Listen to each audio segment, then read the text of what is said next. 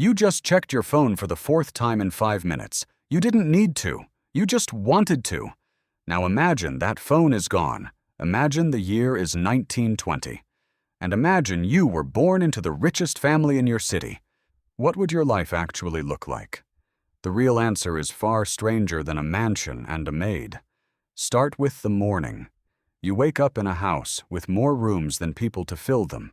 A servant has already lit the fire in your bedroom, because central heating barely exists yet, even for the wealthy.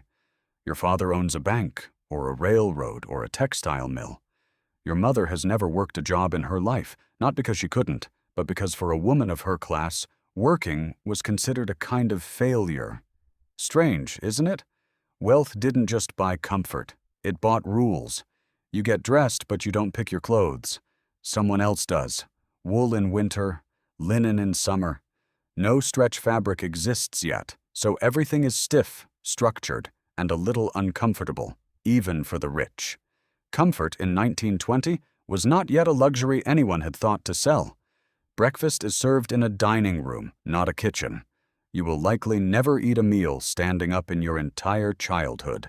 Your food is grown on someone else's land, prepared by someone else's hands, and eaten in near silence, because children of wealthy families were taught early that being seen and not heard was a virtue. Here is where the story gets interesting. Being rich in 1920 did not mean being safe. Sociologist and historian Peter Stearns, who has spent decades studying the emotional culture of American childhood, found that even in wealthy households, child mortality remained a constant shadow. Antibiotics didn't exist yet. Penicillin wouldn't be discovered until 1928, and it wouldn't be widely used until the 1940s. A simple infected cut could kill a banker's son just as easily as a farmer's. Money bought better doctors. It did not buy immunity. So picture this. You're a child with servants, tutors, a private carriage, and a family fortune. And still, every winter your mother watches you sleep a little longer than necessary, just to make sure you're still breathing. Wealth in 1920 bought comfort. It could not yet buy certainty.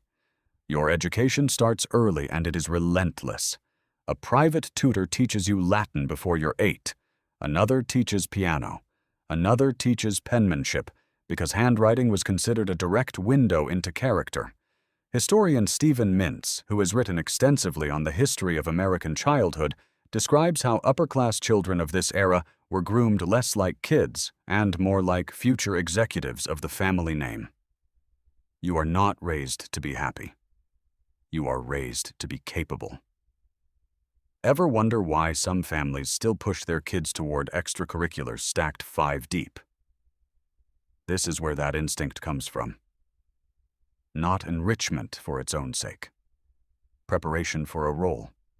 Now think about your free time, because you do have some. But it doesn't look like scrolling, or gaming, or texting a friend. Your toys are physical. A tin soldier set. A rocking horse carved by hand. A bicycle. If your family is progressive enough to let a child ride one unsupervised. Boredom is not something you escape with a screen. Boredom is something you sit inside of for hours until your imagination fills the space. Psychologist and boredom researcher Sandy Mann has argued in modern studies that this kind of unstructured boredom actually builds creative problem-solving skills that constant stimulation erodes. Your rich 1920s childhood, stripped of entertainment on demand, might have built a sharper, more patient brain than the one shaped by infinite scroll. Here's the twist nobody expects. Being wealthy in 1920 often meant being lonelier than being poor. Working-class children played in the streets together, dozens of them, forming loose packs that roamed neighborhoods with almost no adult supervision. You, the rich child, are kept inside a fenced estate, tutored one-on-one, dressed too formally to run through mud, and warned constantly about which families are and aren't acceptable company. Your isolation is the price of your status.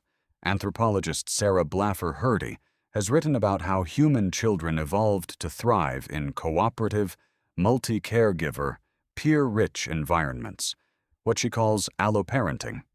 Strip that away, replace it with a single nanny and a rotating cast of tutors, and something in the social wiring doesn't get the input it expects. Rich 1920s. Children often grew into adults who described their childhoods not with warmth, but with a kind of formal distance. Comfortable, cared for, and quietly alone. See you in the next one. Subscribe!